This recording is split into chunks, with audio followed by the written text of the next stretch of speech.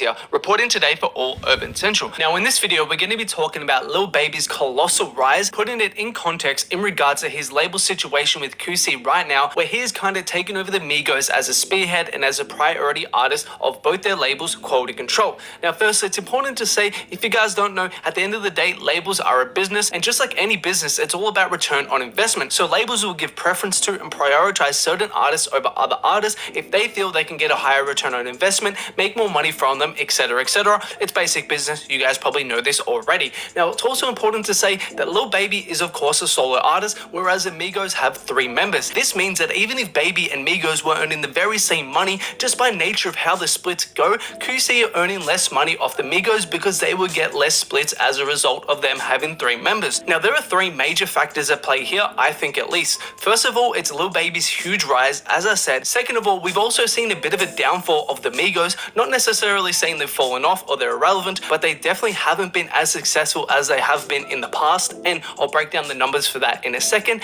And third of all, the lawsuit that just came up in the middle of July, which I'll break down for you guys if you haven't heard about it. I think that plays a crucial role in this as well. First of all, let's begin with the artists and kind of compare and contrast their numbers. First of all, let's begin with the Migos. Of course, we all know Migos kind of broke through to the mainstream pop world in late 2016 and early 2017 with their huge hits like Bad and Bougie and T-Shirt, and then they were able to follow that up successfully on Culture 2, and across these 2 albums they were able to get 7 certified hits. However, compare that to their situation now, keeping in mind Culture 2 was released 2.5 years ago at the top of 2018, and across 2019 and 2020 they've only had 1 certified hit, and none of the 4 singles they released in 2020 have gone platinum or gold, and they've all failed to reach a top 40 placement on the Billboard Hot 100, which kind of speaks to the lackluster commercial performance of their music right now. However, compare this to Lil Baby, where in the same period Migos have only gotten 1 certified song, Lil Baby has gotten 9 of them, with 7 of them coming in 2020 alone. Now of course, it is a fair point to make that Lil Baby has released an album, My Turn, which did extremely well in 2020, and as we know, Migos have yet to release a new album, but still I think the point kind of stands, because as I said, they've tried 4 singles in 2020 now to try to gear up for the project, try to get the ball rolling, but none of them are connecting. Whilst on the other hand, as I said, Baby has gone crazy with 7 certified hits in 2020 alone, and his album received 1 billion streams by March 2020 alone. Now I say that all to say to kind of link it up to the label and the investment point I made a bit earlier. If you're QC in this situation, and on one hand you have the Migos, who have historically been your mainstay artists, your biggest artists, who have always done crazy numbers, but now they're not really performing that well. You've tried a few singles and they're not really connecting in the same way, and you're not really seeing that return on investment from them. Then on the other hand, you have Lil Baby, who just puts out nothing but hits and is giving huge return on investment. Plus, this is on top of the point I made earlier, where of course QC gets better splits on Baby because he's a solo artist compared to the 3 of the Migos. So considering that situation right there, again, if you're QC, you're way more likely to put more money into Baby, treat him more as a priority artist, because at the end of the day, you're just seeing better return on investment. And again, labels are a business and they care about the money at the end of the day. So that's kind of like the broader narrative we're seeing play out right now. And I don't think it's a coincidence that we haven't seen a new Migos project, as I said, since the top of 2018 with Culture 2. Even though it was meant to come in 2019, then it was poised to come in April of May this year, we still haven't seen it being released. And I think both the success of Baby and the lackluster commercial performance of their singles plays into why we haven't seen an album. Labels really only want to release albums when it makes financial sense for them to do so. If QC release a Migos album now, considering the fact that the singles haven't really been doing well, they're probably going to flop and the numbers won't really come back that good, because that bigger mainstream audience just doesn't know about their newer music because it hasn't been connected on that bigger level. So QC are probably taking it slow. They'll try another couple singles, see if they can get a hit out of it and get the Migos back on top, and then they'll release the album then, because more people will be tuned in and it's more likely to do the numbers and get that return on investment they're looking for.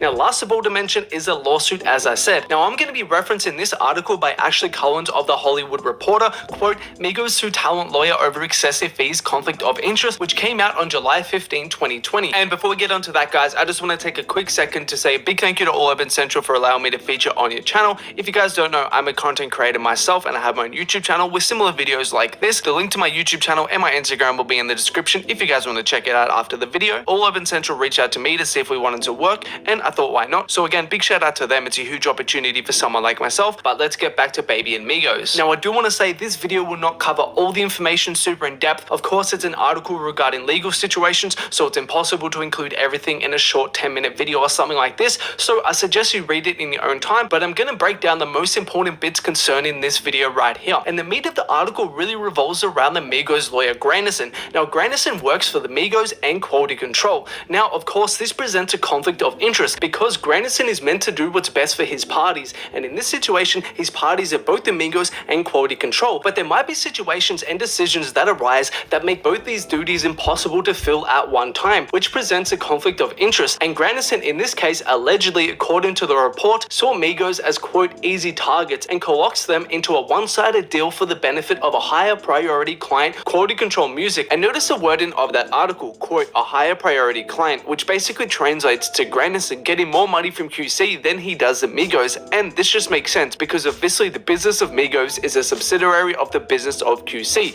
Now, why this is important to mention, because at the end of the day, Granderson is just a lawyer whose top priority is probably just to make as much money as possible. So if he has two decisions in front of him, one for QC's benefit that he gets paid more to make, and then one for Migos' benefit that he gets paid less to make, he's probably just going to make the decision that benefits QC because he gets paid more and he doesn't really care about the art. So this presents a conflict of interest, which apparently led to Migos getting, quote, cheated out of millions of dollars through excessive commissions and bad deals. Now, why this is so important to the whole Baby Migos QC discussion is because think about it. If you're a label, you're responsible for releasing the music, promoting the music, marketing the music, overall just spending the money you need to ensure that artist's success. However, in this situation, if you're QC and you're getting sued by the Migos, who are an artist on your label, what kind of motive do you have to really put effort into the releases, into the promotion, into their marketing, and really spend that money if at the same time that very same artist is suing you, causing you to not only lose money because you have to pay for lawyers, etc., etc. On top of that, the negative press resulting from articles like this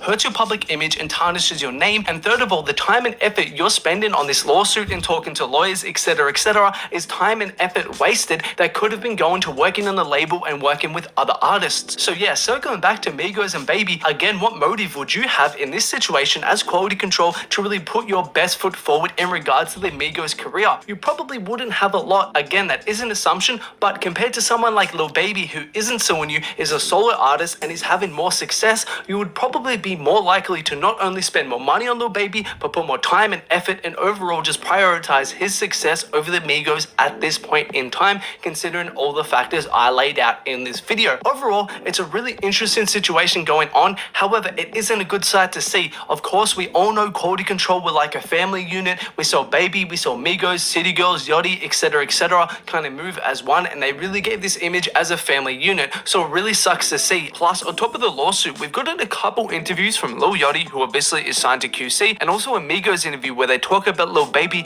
where it's pretty clear that tensions are high within the QC camp right now. I'm gonna play this Lil Yachty clip where he's talking about the state of QC right now during his recent interview with Everyday Struggle, and I think it's really telling. Make sure to pay attention to his body language and his facial expression as well. I think it'll always be a family, but it's not. We don't like it's like we don't. It's not like how it used to be. You know, it's like so. It's just like doing his thing. You know, so we Oh man, Yachty just gave more by his body language than his. And then on top of this, as I said, we saw the Migos get asked about Lil Baby's rise and his success in a super recent interview with Peter Rosenberg. Again, before I play the clip, just make sure to pay attention to their facial expression and their body language as well. Lil Baby dropped a great record last week. I was proud of him. I thought it was an awesome topical record. Have you been impressed and proud of his moves? He's been doing his thing, man. He's become the guy. The show. Did you hear the record I'm talking about? Yeah. It was just topical, man. And as you can see right there, they didn't exactly seem thrilled about the success of Lil Baby. And it's pretty clear the tensions are high, particularly between the Migos and Lil Baby, probably because the Migos are a little bit jealous of Lil Baby's success, considering the current state of their career. However, that is just my speculation. At the end of the day, between the Migos and the Yachty clip, it's pretty safe to say that QC as a whole is in a pretty distraught place right now, and they're kind of disconnected internally. And hopefully this can be sorted out behind the scenes amicably, where everybody can get the best result possible. possible. But let me know what you guys think about this in the comments below. What do you think about Lil Baby's rise? Do you think the Migos can bounce to All Urban Central again for this opportunity to have me featured on your channel? And a reminder, as I said at the top of the video, I do have my own YouTube channel that I upload content very similar to this video right here on. If you've enjoyed this video and you're interested in hearing more of what I have to say, the link to my channel will be in the description and my Instagram will be there as well. If you want to check it out, that would be much appreciated. Regardless, thank you a lot for watching. Make sure to like the video, subscribe to All Urban Central as well, and hope everyone has a good day out there. Peace.